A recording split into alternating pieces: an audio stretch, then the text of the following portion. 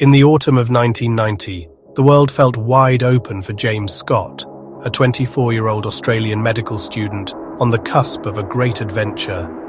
Like many young travelers of his generation, he was drawn to the magnetic allure of Nepal, a land of soaring peaks and deep spirituality. With his friend Tim Hooper, he planned a journey that would be both a professional milestone and a personal test. The trip was a rite of passage, a chance to step away from the structured world of medicine and into the wild, unpredictable beauty of the Himalayas. The capstone of his trip was a medical elective scheduled for December at a hospital in Kathmandu. It was an opportunity to apply his years of study in a challenging new environment. James was thrilled by the prospect, a chance to blend his future profession with his passion for exploration. But before the sterile halls of the hospital called to him, the mountains were calling louder. James harbored a profound love for the Himalayas, yet he was not a seasoned mountaineer. In fact, he carried a significant fear of heights, a private paradox that made his desire to trek these giants all the more compelling. It wasn't about conquering summits, it was about confronting his own limits, about immersing himself in a landscape that was as intimidating as it was beautiful. Their first objective was the well-trodden Jomsom Trail. With Tim by his side, the trek was a resounding success. They navigated the paths with ease, invigorated by the stunning vistas and the sense of accomplishment. The journey filled them with a youthful confidence, a feeling of invincibility that can only be found at high altitude under an endless sky. Buoyed by their achievement, they immediately planned another trek for early December. They chose the Helambu Trail, a route known for its beauty, but in their confidence, they dangerously underestimated how drastically the Himalayan weather could turn as winter approached. Their success on the Jomsom Trail had bred a false sense of security, blinding them to the graver challenges that lay ahead. As they prepared, James made a fateful decision. He would pack light. His rucksack contained only the barest of essentials, a few changes of clothes, a light jacket, his medical kit, and a couple of books. He left behind heavy winter gear, a tent, and substantial food supplies, believing speed and mobility were more valuable than comprehensive equipment. It was a minimalist approach, a gamble against the formidable power of the mountains. They set off on December 21st, the winter solstice, into the crisp mountain air. Their spirits were high, but it wasn't long before doubt began to creep in. Along the trail, they met other trekkers heading in the opposite direction, their faces etched with concern. They shared unsettling news. The high passes on the Helambu Trail were already buried in deep snow, making them treacherous and likely impassable. Their plans suddenly in jeopardy, they mulled over their options at a small tea house. There, a chance encounter with a pair of German trekkers offered what seemed like a perfect solution. The Germans had a newer map and suggested an alternative, the lesser-known Goseinkund Trail. They described it as a beautiful, more accessible route, a way to salvage their adventure. The new map, crisp and detailed, offered a sense of certainty, and they eagerly decided to change their course. The new trail, however, soon presented its own challenges. Not far into the trek, Tim took a bad step, severely injuring his ankle. The pain was immediate and debilitating. He could go no further. Reluctantly, he decided to turn back to Kathmandu, leaving James at a crossroads. Unwilling to abandon his trek, James made the fateful choice to press on, joining forces with another trekker he had just met, Mark Fulton. As James and his new companion ventured deeper into the wilderness, the sky began to turn.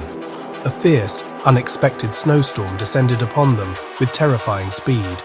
The world dissolved into a swirling vortex of white.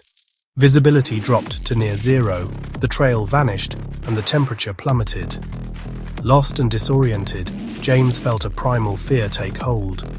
His medical training screamed at him that to continue was to risk hypothermia and death.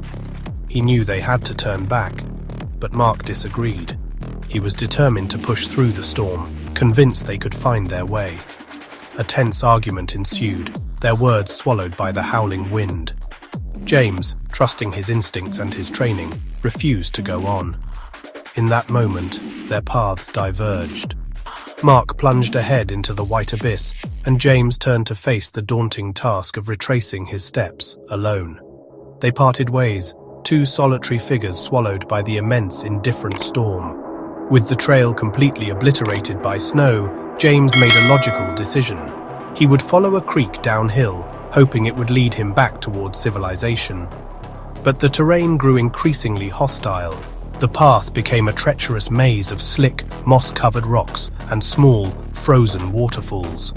The creek, which he hoped would be his guide, had instead funneled him into a natural trap, leading him further and further from any recognizable path. The chilling realization dawned on him. He was utterly and completely lost. As darkness fell and the temperature continued to drop, James knew he couldn't survive the night exposed to the elements. In an act of sheer desperation, he spotted a steep rock face above him. Fighting his acrophobia, he began to climb, his freezing fingers searching for holds on the slippery rock. He wasn't climbing towards a destination, but away from certain death in the snow below. Near the top, he found it, a small, shallow alcove beneath a rocky overhang. It was meager shelter, but it was out of the wind and snow. In that moment, his medical school lectures on hypothermia echoed in his mind. He knew that his wet clothes were his biggest enemy, leaching precious heat from his body. In a counterintuitive act of survival, he stripped off his soaked layers, exposing his skin to the frigid air so he could huddle, shivering, and preserve his core temperature. This small, cold space became his world. As the days began to blur together, he clung to the hope of a swift rescue. He meticulously rationed his pathetic food supply, 2 chocolate bars and a small bag of noodles. This tiny alcove, his unintended home, was now the stage for an agonizing wait, a battle of endurance against starvation and despair. After his food ran out in the first few days, he survived on melted snow for water, a process that chilled him to the bone. Weeks crawled by. Hunger became a constant, agonizing presence. He was a medical student observing his own body's deterioration, the muscle wasting away, the profound weakness setting in. Driven by a primal need, he began scouring his rock face for anything edible, finding tiny patches of moss and even insects. He was fighting a war on 2 fronts, the physical battle against starvation and the psychological battle against hopelessness. On the 42nd day of his ordeal, a sound broke the crushing silence, the rhythmic beat of a helicopter. Hope surged through him. It was a search party. It had to be.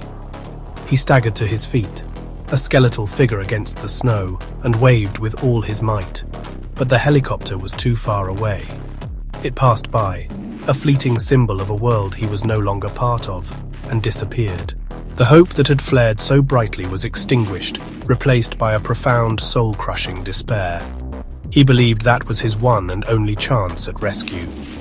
Back in Kathmandu, his sister Joanne had flown in from Australia, refusing to give up. The official search had been hampered by weather and was on the verge of being called off. In desperation, she consulted a high-ranking lama. The holy man meditated and gave her a cryptic message. Her brother was alive, sheltering by a rock near a waterfall, in a place the search parties had not yet looked. Clinging to this sliver of hope, the rescue center agreed to one final flyby. It was during this flight that the pilot spotted a flash of color from James's pack. He was alive, but reaching him on the treacherous cliff face would take time. A day later, huddled in his shelter, on the brink of death, James heard voices. He immediately dismissed them. His medical knowledge told him they were auditory hallucinations, a common symptom of advanced starvation. He was dying, and his mind was playing tricks on him. But the voices grew louder, more distinct. They were calling his name.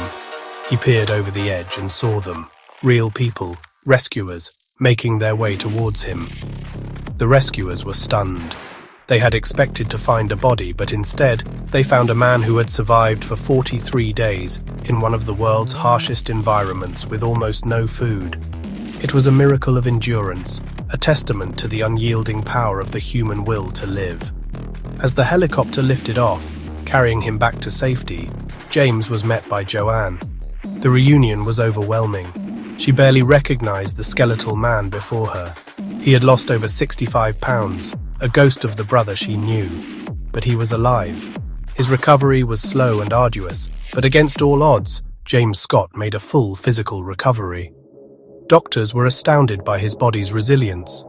The experience, however, left an indelible mark on his soul, forging a new perspective on life, medicine, and the fine line between existence and oblivion.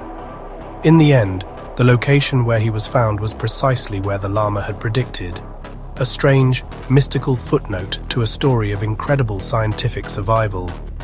James Scott went to the Himalayas seeking adventure and found himself in a 43-day battle against the void.